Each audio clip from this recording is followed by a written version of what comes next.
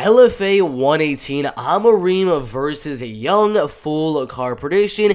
Not necessarily a full card prediction. A lot of fights have been canceled, including the main event, Victor Rosas, Carly Peng Leon, and many other fights. We're only going to do the top 5 fights right here with Ryan Filagame, Javier Garcia, Diana Barbosa, Jenna Bishop, Sidney Trilho, and then Alejandra Brown, Asgar, Leandro Gomez, and Leveth Young, Jacqueline Amorim. Those are the fights we're going to do predictions for right now, and we go on to the featherweight division. Javier Garcia and Ryan Filagame in the featherweight division.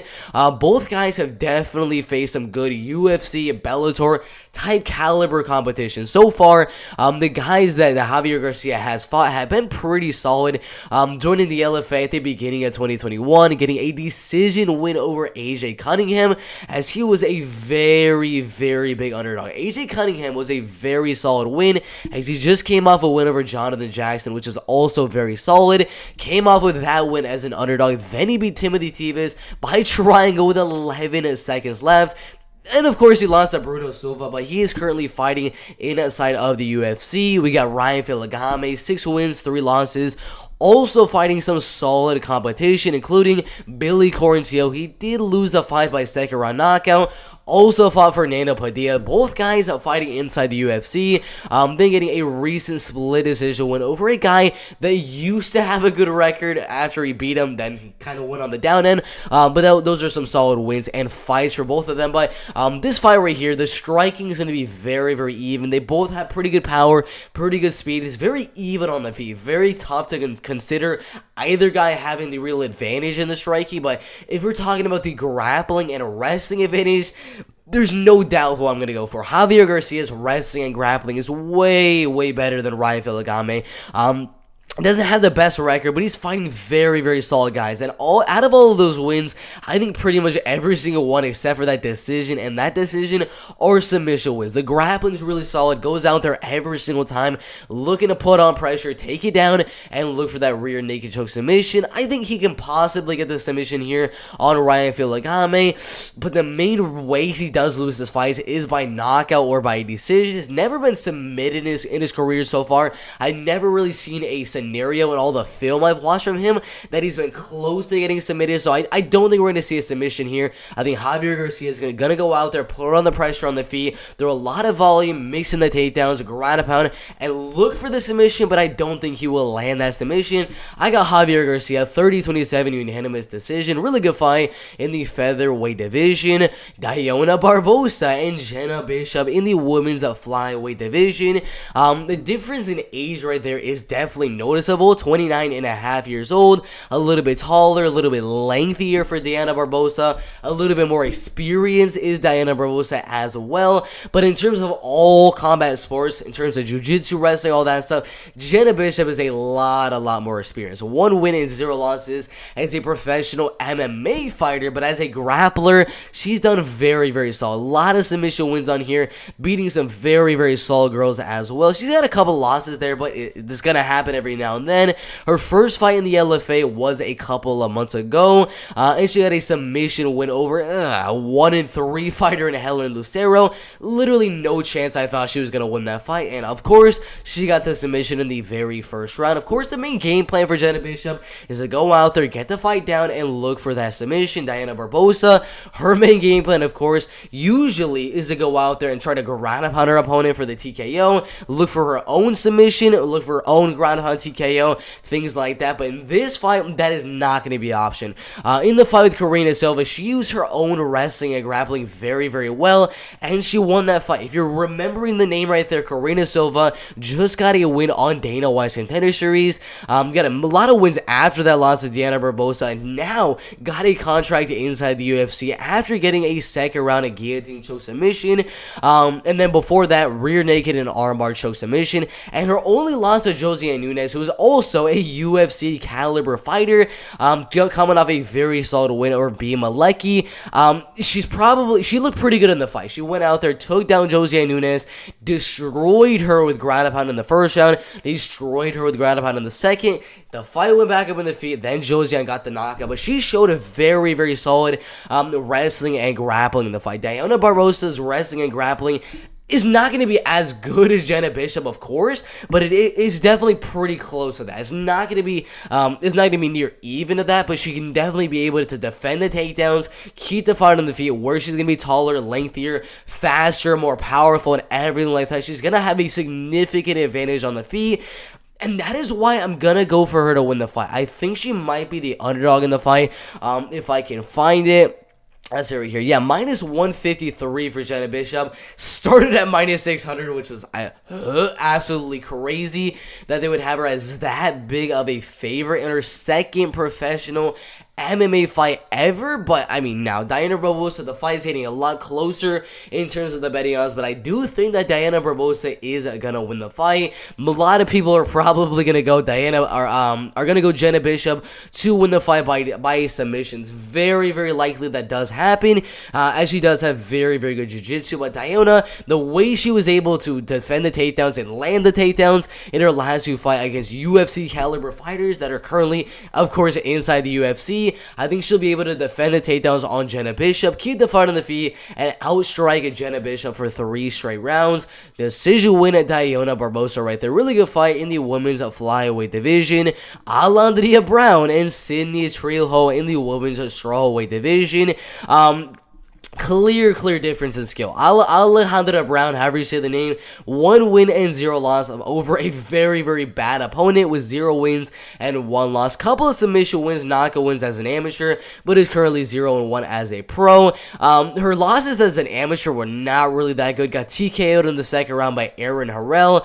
Got decision losses right there, only beating Rebecca Andrews. This is a decent winner right there as well, but she's not really that good in any facet of the game. She's pretty much average in the striking, average in the grappling, average in the wrestling, the clinching. I haven't seen any place where she really focuses on getting her fight there. She just kind of feels out the fight and lets the fight take place wherever the fight is going to take place.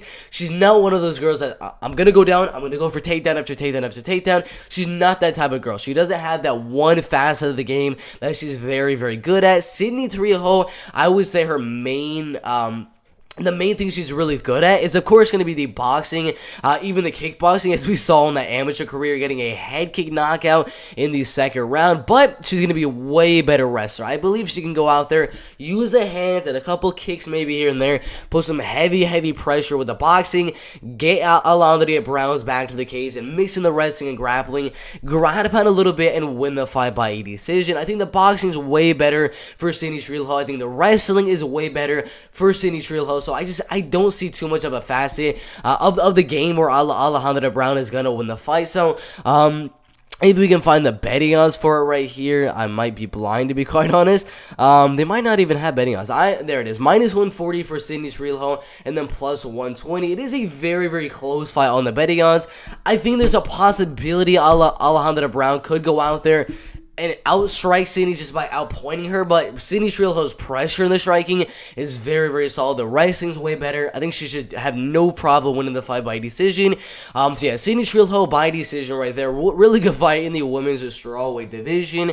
Leandro Gomez and Asgar in the bantamweight division. The betting odds for the fight are very, very interesting. Minus 250 for Leandro Gomez, who started at minus 130. Asgar at plus 210. If you look at Leandro Gomez's last couple of fights, he's fought in some very, very solid guys. Let's just take a look at the last 4 guys that he's fought inside of the LFA.